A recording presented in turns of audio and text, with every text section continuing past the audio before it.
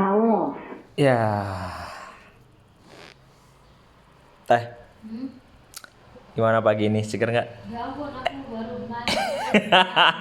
Ini kan ke depan sini kemas bukan ke teteh. Oh gitu. Oh. Gimana sih kamu? Pagi cerah. Kan kemarin tuh emas tuh ini ya. Apa namanya? Baca sama nonton beberapa pengetahuan ya tentang Tiongkok. Jadi, Tiongkok. Cina. Jadi kan Cina tuh dari tahun 1988 itu kan ada problem tuh tentang geografis. Jadi gurun pasir di Cina itu tiap tahunnya tuh bertambah. Apa bertambah? Si wilayah gurun pasirnya itu loh. Ngerti nggak? Ya. Jadi per tahun tuh nambah berapa hektar gitu si gurun pasirnya tuh. Jadi daratan Cina itu tuh sampai tahun 2000 berapa ya? Sampai tahun 2000 ke atas, 2010 apa gitu ya. Sepertiga, tahu kan sepertiga kan? Berarti kan sekitar ya 25% lah ya daratan Cina itu udah jadi gurun. Yang tadinya itu kan 1% nambah jadi 5%, tambah lagi 10% sampai hampir 25% daratan Cina itu jadi gurun. Kan bahaya kan? Jadi ternyata gurun pasir itu tuh bisa meluas tahu seperti laut ya. Bisa naik air lautnya. Nah, kalau gurun tuh bisa meluas. Oh gitu. Kirain teh cuma air laut aja ya, ternyata gurun juga. Kenapa bisa gitu? Karena ya katanya kan dari iklim, cuaca sama angin terutama ya. Nah, dari tahun 1988 itu ini udah mulai memikirkan gimana solusinya gitu kan. Cok kata teteh, solusi untuk menangani gurun pasir gimana? Untuk menangani gurun pasir. Kata teteh. Orang awam aja lah. Kalau yang aku lihat sih gurun pasir itu kan maksudnya ditangani biar tidak bertambah atau biar dimanfaatkan. Dua-duanya biar tidak bertambah dan bisa dimanfaatkan. Kalau biar tidak bertambah sih aku mah nggak tahu ya. Kalau dimanfaatkan? Kalau dimanfaatkan sih kalau aku ngelihat yang di video-video itu kayak yang di entah di Israel entah di Arab gitu. Dia bilang bisa dimanfaatkan sebagai lahan pertanian. Lahan pertanian. Ya, jadi itu tuh bisa ditanam pohon apa gitu. Ya memang. Terus bisa buat nampung air juga. Bisa nampung air juga katanya gitu kan. Dia panas kan. Jadi penguapan airnya lebih ini. Tapi kan ketika itu ada gitu yang jaring-jaring yang bisa buat nangkap air itu. Gitu. Jadi ada tuh kalau misalnya di Arab di mana itu ada pertanian tapi di gurun pasir. Nah, jenis pertaniannya apa itu? Ya jenis pertaniannya apa ya? Pokoknya aku ngeliatnya itu bisa dijadiin lahan pertanian lah. Jadi dia nanam. Kasarnya mah jadi rindang gitulah ya. Iya, jadi rindang lebih hijau gitu. Nah, jadi memang cara berpikir ya. Maksudnya cara berpikir masyarakat ya itu kan sederhana aja, ibaratnya kayak kita lah. Supaya gurun pasir bisa dimanfaatkan kan jadi pertanian, ya kan gitu ya. Nah, bagaimana caranya kan itu tugas pemegang kekuasaan kan, pemangku pemerintahan kan. Nah, sementara cara berpikir orang tuh kan beda-beda, kerangka berpikirnya kan kita harus berpikirnya holografik kan.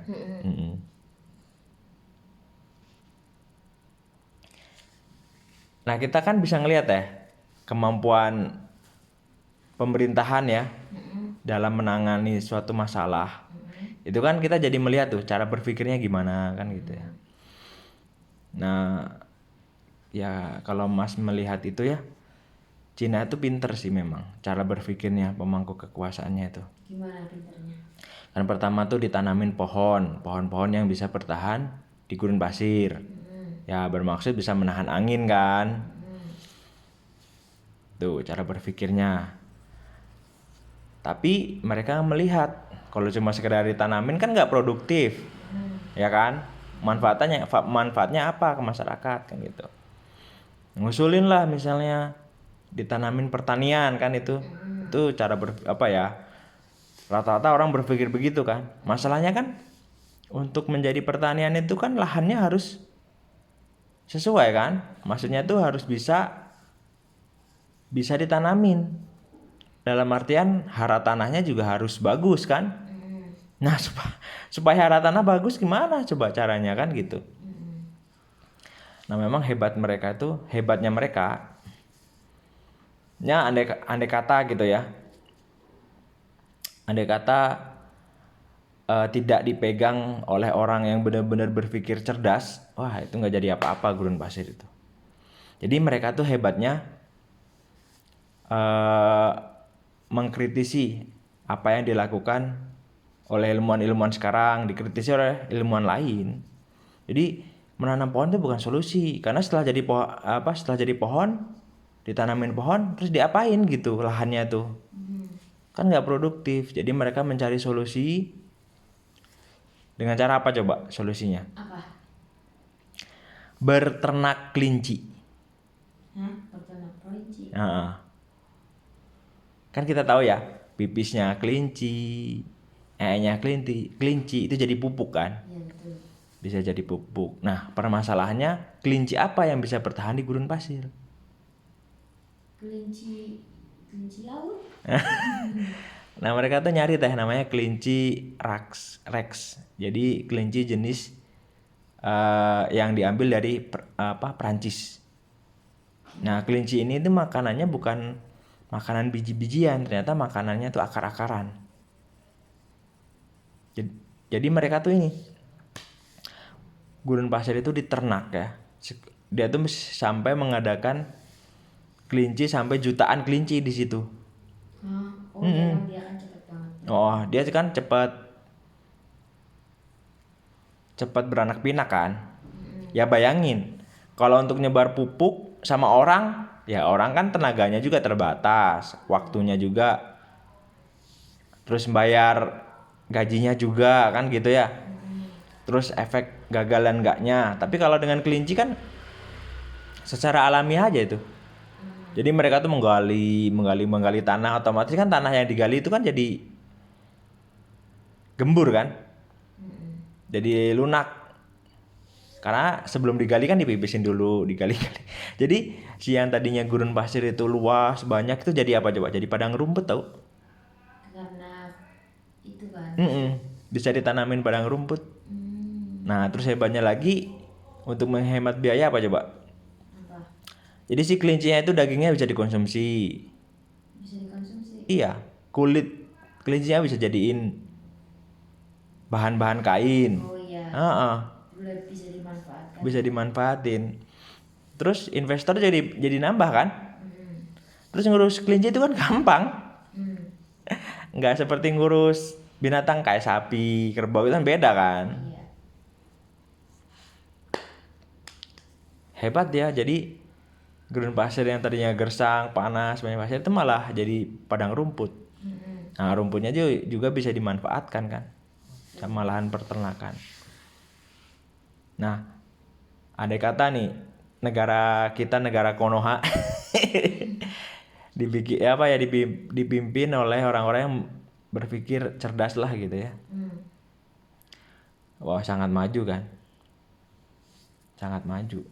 Ya ginilah yang teteh tahu nih ya. Kalau orang jualan, mending untung sedikit tapi yang beli banyak, atau untung banyak tapi yang beli sedikit? Gimana? Nah menurut teteh nih, kalau teteh jualan, mending untung sedikit tapi yang beli banyak dan berkelanjutan, atau untung banyak tapi yang beli sedikit? Ya mending untung sedikit yang belinya banyak. Dan berkelanjutan kan? Iya, dan berkelanjutan. Tapi hebatnya para pemangku kekuasaan Konoha itu berpikirnya, ya kita harus untung banyak, tapi yang beli juga banyak. Ya nggak bisa. Ya kalau keinginannya mah bener kan? Iya benar. Tapi masalahnya kan realitanya kan. Nah, ini kita melihat nih cara berpikir sebuah negara Konoha nih ya. Kayak misalnya negara ini pemasukannya dari mana coba menurut Teteh nih? Negara pemasukannya ya banyak dari pajak. Nah, dari pajak kan solusinya kan. Ya. Salah satunya, bukan solusinya, dari pajak. Nah, menurut Teteh pajaknya itu diambil dari mana? Dari rakyat, perusahaan, dan dari rakyat dan perusahaan. Rakyat dan perusahaan. Nah, kata Teteh lebih banyak ngambil pajaknya dari perusahaan atau dari rakyat? Dari rakyat. Kenapa? Karena banyak rakyatnya. Jadi kalau perusahaan Indonesia sedikit. Ya, berarti kan permasalahannya kan karena rakyatnya banyak, jadi ngambilnya dari rakyat kan? Iya. Kenapa? Karena perusahaannya sedikit. Iya. Nah, masalahnya rakyat banyak yang punya uang nggak? Nah, itu nggak ada. Sedikit uang. Ya rata-rata kan bisa dilihat kan ya? Ya, yang kayaknya sedikit lah. Sedikit ya. kan? Tapi kalau yang sedang-sedang saja banyak. Nah, kenapa kita memilih ngambil perusahaan? Karena perusahaan kan berarti produktif kan? Nah, tapi masalahnya kan perusahaan di Indonesia kan sedikit ya. Nah, berarti yang harus dilakukan kan supaya negara dapat pemasukan, pajaknya terutama, kalau dari rakyat tidak maksimal, berarti kan harus dari perusahaan kan? Nah, kata Teteh supaya dapat pajak nih, ngambil uang pajak dari perusahaan supaya dapat banyak gimana caranya? Ngambil pajak dari perusahaan. Gimana caranya? Dibuat. Caranya gimana? Caranya? Nggak tahu.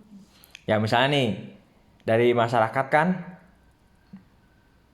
misalnya pajaknya 1.000. Nah kalau perusahaan kan misalnya 10.000. Ya lebih gede. Lebih gede kan, tapi sedikit. Iya. Nah kalau dari masyarakat misalnya 1.000, tapi 100 juta. Tapi 10.000 cuma 10 juta, cuma 1 juta perusahaan misalnya. Kan pasti kalau secara logika sederhana kan pasti ngambilnya dari rakyat ya, sedikit tapi banyak kita ambil terus kan jadi banyak. Sementara dari perusahaan cuma 1 juta dikali 10.000 kan. Nah supaya tidak ngambil rakyat kan berarti perusahaannya harus banyak. Ya kan, supaya dapat uangnya gede kan. Bayangin kalau 10 juta jadi 10 juta perusahaan kan, 10.000 kali 10 juta kan jadi banyak kan. Nah gimana supaya perusahaan ini jadi banyak, yang tadinya 1 juta perusahaan jadi 10 juta? Supaya jadi banyak. Perusahaannya. Ya, cari investor bikin perusahaan baru. Betul, kan nyari investor supaya mau bikin perusahaan baru kan? Ya kan gitu kan? Iya kan? Logika sederhana kan? Kalau misalnya nih ada yang temen Teteh berpendapat, udah pajaknya dinaikin aja perusahaannya, tadi 10.000 jadi 100.000, kan sama kayak 10 juta perusahaan.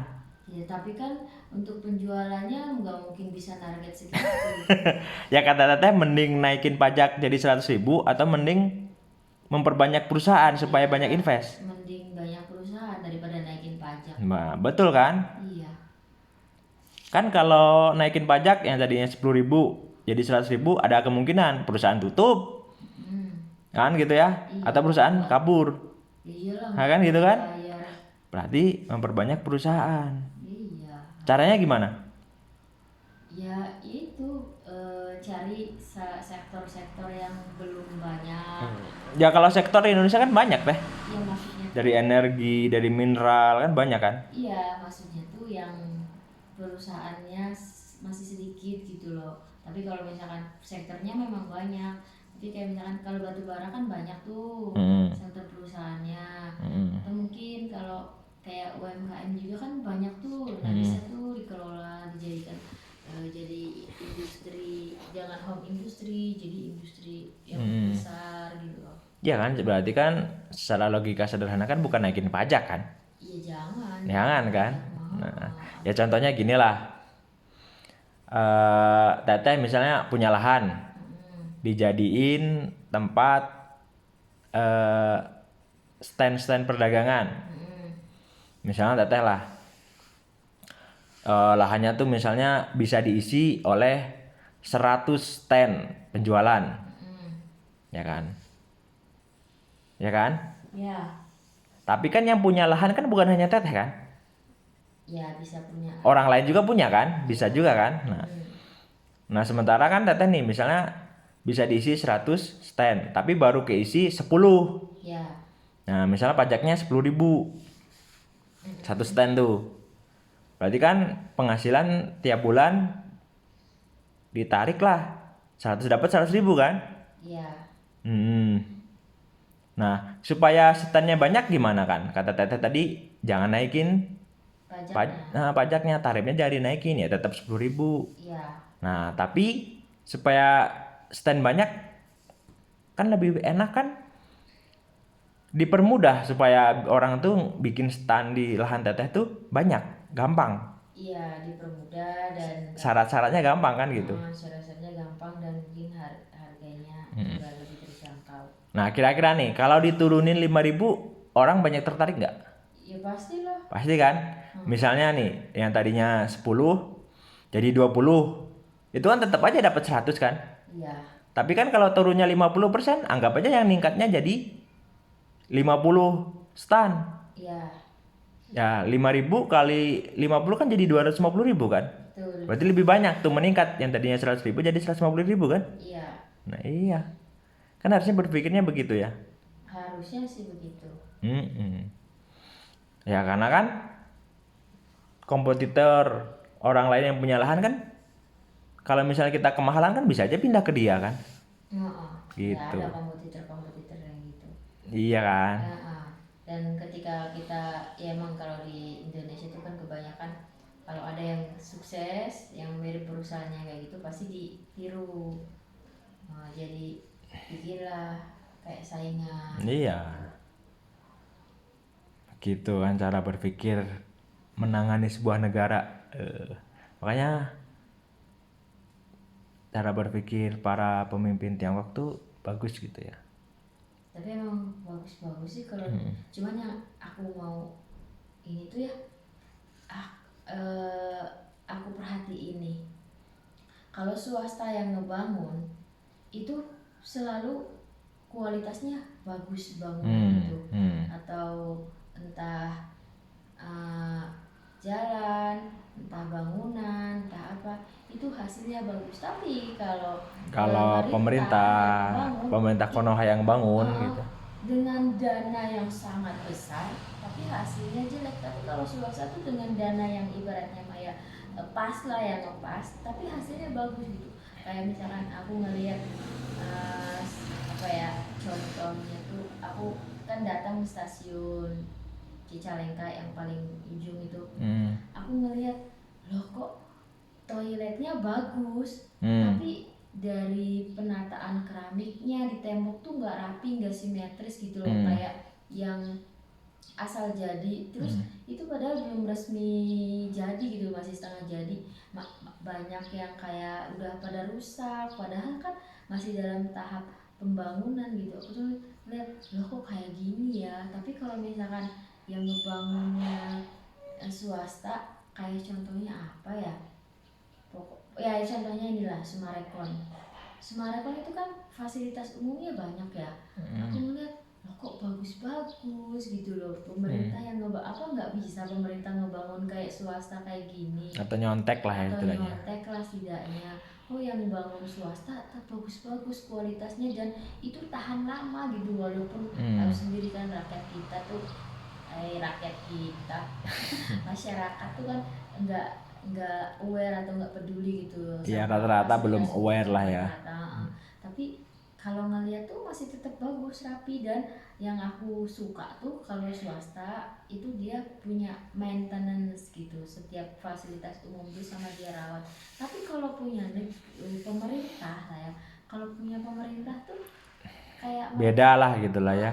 Kadang-kadang kan setiap orang yang ngejabat setelah diganti itu hasil karya sebelumnya tuh jadi rusak, nggak terpelihara. Iya. Nah itulah problemnya di kita kan.